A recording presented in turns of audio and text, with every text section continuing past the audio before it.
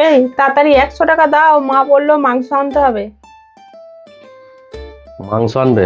দাঁড়াও।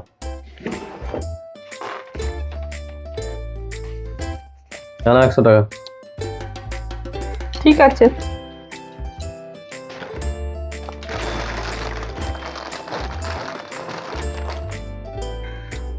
এই কটা জিনিস আনতে হবে, মা বললো পয়সা দিতে। আবার কি আনতে হবে গো? সব তো আনাই আছে। তুমি জানো না আজকে মাসির বাড়ি থেকে সবাই আসবে? ও, কালকে তো কিছু বললেন আমাকে। বেশ, কি আনবে? বেশি কিছু নয়, ওই 50 পিস মিষ্টি নিতে হবে, দই নিতে হবে, একটা বড় ঠান্ডার বোতল নিতে হবে, আর মাছ কিনে আনতে হবে। তুমি আমাকে 500-700 টাকা দাও। বাবা, দিচ্ছি, দাঁড়াও।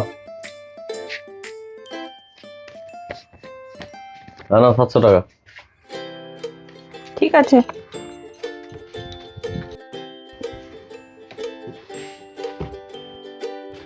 এই মা বললো তাড়াতাড়ি 50 টাকা দাও, ধনেপাতা আনতে হবে। এই, কি মনে করেছো বলো তো তোমরা? এটা কি আফিমের ব্যবসা নাকি যে মুঠো মুঠো টাকা রোজগার করছে আমি? এটা সামান্য ছোট্ট মুদিখানা দোকান। একবার এই দাও, একবার ওই দাও, একবার সেই দাও। দাঁড়াও। তুমি আমাকে বলছো কেন? তুমি মাকে বলো গা, মাই তো আমাকে পাঠিয়েছে।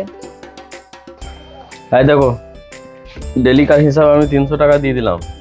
এরপর আমাকে কোনো পয়সা চাইবে না। কি লাগবে না লাগবে তোমরা বুঝে নেবে। এর বেশি পয়সা আমি দিতে পারবো না। নিয়ে যাও। ঠিক আছে।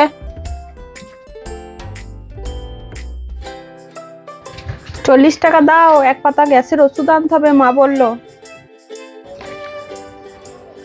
দাঁড়া।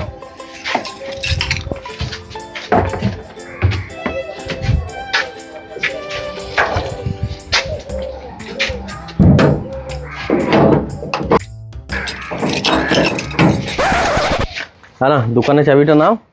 আমি একটা চাকরির ব্যবস্থা করি গা, ওইখানে কাজ করব। হ্যাঁ, আর তুমি দোকানের চাবিটা নিয়ে যাও। ব্যবসা চালাতে পারবো না আমি। নিয়ে যাও। তুমি আমাকে বলছো কেন? তোমাকে যখন মা পাঠাচ্ছে তোমাকে বলবো না তো কাকে বলবো? হ্যাঁ, নাও চাবিটা নিয়ে যাও।